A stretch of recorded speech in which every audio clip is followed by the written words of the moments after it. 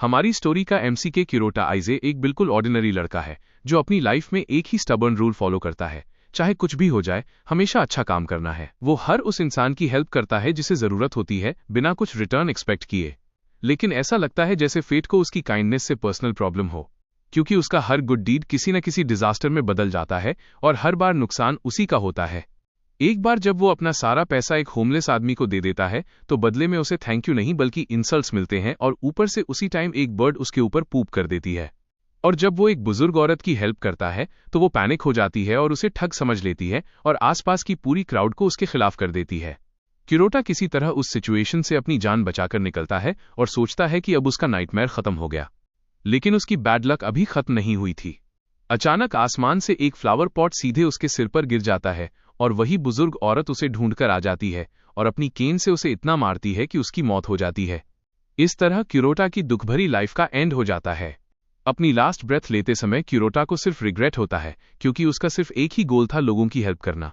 जब किरोटा दोबारा अपनी आंखें खोलता है तो वो खुद को आफ्टरलाइफ के गेट पर खड़ा पाता है, जहां उसकी मुलाकात एंजल गैब्रियल से होती है। गैब्रियल उसे बताता है कि वो यहां उसे ये बताने आया है कि अब उसकी नेक्स्ट डेस्टिनेशन कहां होगी। लेकिन सबसे शॉकिंग बात यह होती है कि गैब्रियल उसे बताता है कि उसकी नेक्स्ट डेस्टिनेशन हेल है। ये सुनकर किरोटा शॉक और फ्रस्ट्रेशन में जमीन पर मुक्का मारते हुए चिल्लाता है, मैंने पूरी जिंदगी अच्छे काम किए, फिर भी मुझे हेल क्यों मिल रहा है। तब गैब्रियल को लगता है कि शायद यहां कुछ कैलकुलेशन गलत है। वो तुरंत मैटर चेक करने का डिसीजन लेता है और एक कर्मा स्केल निकालता है। तभी उसे पता चलता है कि सिस्टम में एक डिजाइन फ्लॉ था, जिसकी वजह से किरोटा का कर्मा इन्वर्टेड उल्टा हो गया था। ये सुनकर किरोटा शॉक और कंफ्यूज हो जाता है। गैब्रियल फिर उसे समझाता है कि हर लिविंग बीइंग के पास कर्मा एनर्जी होती है। सिंपल शब्दों में, जितने ज्यादा अच्छे काम, उतनी ज्यादा पॉजिटिव एनर्जी और उतने ज्यादा चांसेस कि गुड थिंग्स वापस मिले। लेकिन किरोटा के केस में इसका उल्टा हुआ। उसके सारे गुड डीड्स ने नेगेटिव कर्मा जनरेट किया, और यही रीजन था उसकी सारी बैड लक का। गैब्रियल बताता है कि क्योंकि उसने बहुत ज्यादा अच्छे काम किए, इसलिए उसका कर्मा अब सबसे वर्स्ट स्टेट में पहुंच चुका है। यहां तक कि उसका कर्मा एक डेंजरस क्रिमिनल से भी ज्यादा खराब हो चुका है। यह सुनकर किरोटा पूरी तरह स्टन्ड रह जाता है, क्योंकि इसका मतलब है कि अब उसे मिलने वाली है अल्टीमेट पनिशमेंट। गैब्रियल उसकी बात कंफर्म करता है और बताता है कि उसका फेट यही है कि उसे हेल में इटर्नल एगोनी, हमेशा का दर्द, सफर करना पड़ेगा। लेकिन फिर गैब्रियल उसे रिलैक्स होने को कहता है और बोलता है कि वो कभी भी अपनी प्रोटेक्शन में आने वालों को छोड़ता नहीं है। एक काइंड एंजल होने की वजह से गैब्रियल किरोटा को प्रॉमिस करता है कि वो उसके लिए कोई ना कोई सोल्यूशन जरूर ढूंढेगा। फिर गैब्रियल उसे यूनिवर्स की डिफरेंट वर्ल्ड्स दिखाता है, जिनमें से एक अर्थ भी होती है। लेकिन वो बताता है कि वो उसे उसकी ओरिजिनल वर्ल्ड यानी अर्थ पर वापस नहीं भेज सकता। रीजन ये है कि अर्थ पर मैजिक एग्जिस्ट नहीं करता और अर्थ पर डेड पीपल को वापस लाइफ में नहीं लाया जा सकता। इसलिए अब सिर्फ एक ही ऑप्शन बचता है, उसे एक कंप्लीटली डिफरेंट वर्ल्ड में भेजना। गैब्रियल उसकी हेल्प करने के लिए एक ऐसी वर्ल्ड ढूंढने लगता है जहां उसके जैसा कोई एग्जिस्ट करता हो। थोड़ी सर्च के बाद गैब्रियल को एक मल्टी डायमेंशनल मैजिक वाली वर्ल्ड मिलती है। वहां उसे एक मेज दिखता है जिसने फॉरबिडन स्पेल ट्राई किया था, जिसकी वजह से उसकी सोल डिस्ट्रॉय हो गई। लेकिन उसका बॉडी अभी भी अलाइव था, बस खाली था। तब गैब्रियल किरोटा से कहता है कि वो उसकी सोल को इस बॉडी में भेज देगा। ये सुनकर किरोटा कंफ्यूज हो जाता है, लेकिन गैब्रियल उसे काम रहने को कहता है और बोलता है कि जल्द ही सब समझ आ जाएगा। फिर गैब्रियल उसे कॉम्पेंसेशन के तौर पर एक स्पेशल गिफ्ट देता है उसकी इन्वर्टेड कर्मा प्रॉब्लम के लिए। ये गिफ्ट होता है अल्टीमेट कर्मा सिस्टम। अचानक किरोटा के सामने एक स्टेटस विंडो अपीयर होती है। उस स्क्रीन पर लिखा होता है, हर गुड डीड पर उसे 100 लक पॉइंट्स मिलेंगे, लेकिन ये टेम्पररी लक पॉइंट्स होंगे। फिर गैब्रियल उसे इंस्ट्रक्शन देता है कि उसे व्हाइट मेज को ढूंढना होगा, क्योंकि वही एक ऐसा मैजिशियन है जो उसे वापस अर्थ भेज सकता है। इतना सुनने के बाद भी किरोटा कंफ्यूज रहता है कि उसे एग्जैक्टली क्या करना चाहिए। लेकिन गैब्रियल ऑनेस्टली कहता है कि उसे भी नहीं पता, क्योंकि रूल्स के अकॉर्डिंग गैब्रियल यूनिवर्स के इवेंट्स में डायरेक्टली इंटरफियर नहीं कर सकता। फिर भी गैब्रियल उसे गुड लक विश करता है और उम्मीद करता है कि इस बार लक सच में उसके साथ रहे। उसे भेजने से पहले गैब्रियल उससे सिंसियरली अपॉलॉजी भी करता है जो कुछ भी उसने सफर किया। इसके बाद किरोटा की सोल एक एस्ट्रल पोर्टल से गुजरती है, और जैसे ही वो अपनी आंखें खोलता है, वो खुद को उस मेज के बॉडी के अंदर पाता है। किरोटा ये देखकर सरप्राइज और इम्प्रेस दोनों हो जाता है कि उसे सच में लाइफ का सेकंड चांस मिल गया। अब जब उसे दूसरा मौका मिला है, उसे अपना मिशन याद आता है, व्हाइट मेज को ढूंढना, ताकि वो अर्थ वापस जाकर नॉर्मल लाइफ जी सके। क्यूरोटा खड़ा होता है और मिरर की तरफ जाता है। मिरर में खुद को देखकर क्यूरोटा अपने न्यू बैडास लुक से इंप्रेस हो जाता है। वो अभी खुद को देख ही रहा होता है कि अचानक पीछे से एक लाउड नॉइज आती है। वो चेक करने जाता है और जो वो देखता है उससे उसका पूरा शरीर शॉक से कांप उठता है। उसके सामने हजारों मॉन्स्टर्स खड़े होते हैं और वो सब चैंट कर रहे होते हैं, लॉन्ग लिव द ब्लैक मेज। ये देखकर क्यूरोटा अभी शॉक में ही होता है कि अचानक उसके पीछे एक गॉब्लिन अपीयर हो जाता है और उसे कहता है कि वो अपनी क्लोक पहन ले। फिर वो गॉब्लिन मॉन्स्टर्स को बोलता है कि वो हिस्ट्री के सबसे पावरफुल इंसान के लिए चीयर करें। एक ऐसा इंसान जिसने अपनी पूरी लाइफ में कभी एक भी गुड डीड नहीं किया। असल में ब्लैक मेज पूरी दुनिया में अपने वर्स्ट एट्रोसिटीज, भयानक क्राइम्स के लिए फेमस था और इसी वजह से उसे ईवल का इनकारनेशन कहा जाता था। क्यूरोटा ये सब देखकर प्रोसेस ही नहीं कर पाता कि उसके साथ क्या हो रहा है, इसलिए वो तुरंत अंदर भाग जाता है और दूर बंद कर देता है। उसका फर्स्ट इंस्टिंक्ट होता है भाग जाना, क्योंकि उसे समझ ही नहीं आता कि वो मॉन्स्टर्स के बीच क्या कर रहा है। अचानक वही गॉब्लिन फिर उसके पास अपीयर हो जाता है और पूछता है कि क्या वो ठीक है। उसकी सडन अपीयरेंस से क्यूरोटा ऑलमोस्ट बेहोश हो जाता है और गुस्से में पूछता है, तुम मुझसे क्या चाहते हो?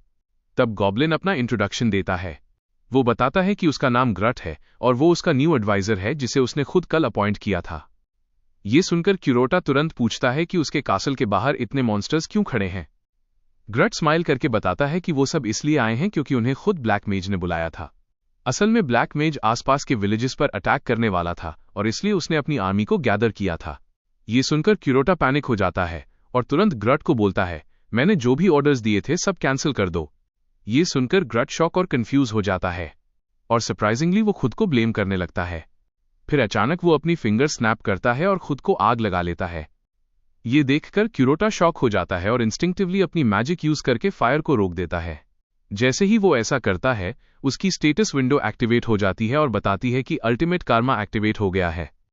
ग्रट अजीब बिहेवियर करता रहता है और क्यूरोटा के सामने घुटनों पर बैठ जाता है और कहता है, प्लीज मुझे फॉरगिव कर दो और मुझे डेथ की मर्सी दे दो। ये सुनकर क्यूरोटा और भी कंफ्यूज हो जाता है। ग्रट कहता है कि ये सब उसकी मिस्टेक है, लेकिन वो प्रीवियस एडवाइजर्स जैसा एंड नहीं चाहता, जिनकी सोल्स की स्क्रीम्स अभी भी इस कासल में गूंजती हैं। ये सुनकर क्यूरोटा पूछता है कि वो क्या कहना चाहता है। तब ग्रट वॉल की तरफ पॉइंट करता है। क्यूरोटा पीछे मुड़कर देखता है और वहां हंड्रेड्स ऑफ कटे हुए हेड्स वॉल पर लगे होते हैं। ये देखकर क्यूरोटा डर के मारे चिल्ला उठता है और पूछता है, ये आखिर क्या है? क्यूरोटा शॉक में उस वॉल को देखता रहता है और धीरे धीरे उसके पास जाता है। उसके मन में डिस्गस्ट भर जाता है और वो सोचने लगता है कि आखिर इन लोगों ने ऐसा क्या किया था जो इन्हें इतनी हॉरिबल डेथ मिली। जब वो ध्यान से देखता है तो नोटिस करता है कि हर हेड के नीचे नेम प्लेट्स लगी हुई हैं और साथ में उनकी डेथ का रीजन भी लिखा है। एक एडवाइजर था जिसने किंग की सिर्फ 6 दिन सर्विस की थी और उसे सिर्फ लेट आने की वजह से एग्जीक्यूट कर दिया गया।